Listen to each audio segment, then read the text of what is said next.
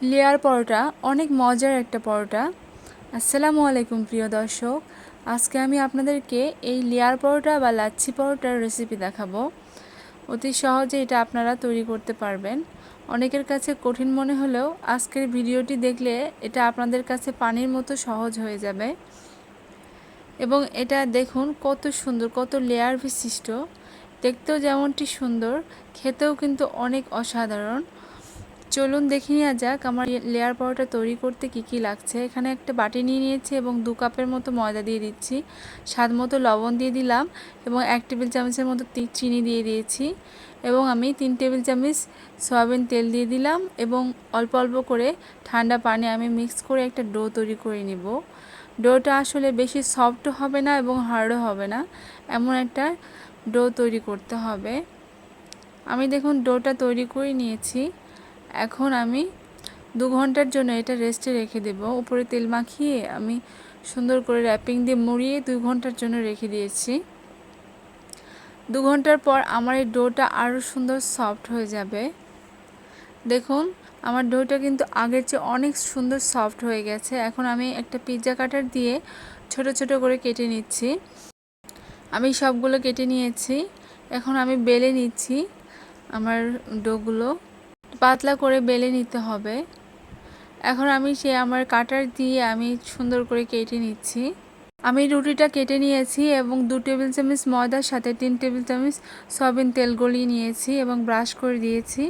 তারপর আমি সুন্দর করে এই লেয়ারগুলো একসাথে করে নিয়ে আমি পেঁচিয়ে একটা গোল রাউন্ড শেপ করে দিচ্ছি। দেখুন আমি কিভাবে করছি আপনারা একটু দেখে বুঝে নেবেন। এবং আমি তেলটা ব্রাশ করে দিয়েছি উপরেও।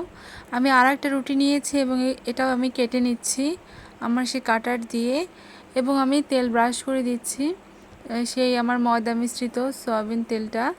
তারপরে আমি দেখুন একইভাবে ভাজ করে নিচ্ছি। আবার আপনারা একটু দেখে বুঝে নেবেন কিভাবে আমি ভাজ করছি। আমার সবগুলো এভাবে ভাজ করে নিয়েছি এবং আমি সুন্দর করে হাতের সাথে চাপ দিয়ে একটু ফ্ল্যাট করে নিচ্ছি রুটিটা। বেশি পাতলা করব না, আর এটা হাত দিয়ে করলে বেশি ভালো হয়। হাত দিয়ে করলে লেয়ারগুলো সুন্দর পরবর্তীতে খুলে আসবে। এটা কোনোভাবে বেলনা দিয়ে বেলা যাবে না।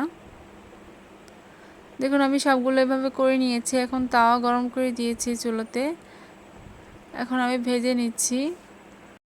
এখানে একটা টিপস আছে, আপনারা যদি বেশি লেয়ার চান তাহলে বেশি তেলে ভাজতে হবে এবং যদি কম লেয়ার চান সেক্ষেত্রে কম তেলে ভাজবেন।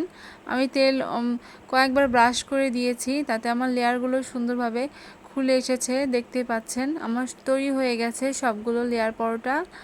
আমি এখানে একটু চাপ দিয়ে নিচ্ছি, চাপ দিতে হবে। লেয়ার পরোটা একটু ভাজার পর চাপ দিলে লেয়ারগুলো সুন্দর খুলে আসবে। দেখুন আমি চাপ দেওয়ার পরে কত সুন্দর সবগুলো লেয়ার কিন্তু বের হয়ে এসেছে। আর এটা দেখতেও যেমন সুন্দর, খেতেও কিন্তু অনেক টেস্টি। যে কোনো মাংসের তরকারি বা সবজি দিয়ে এটা খেতে পারবেন এবং দেখেই বুঝতে পারছেন লেয়ারগুলো কত সুন্দর। আর এভাবে তৈরি করবেন বাসায়।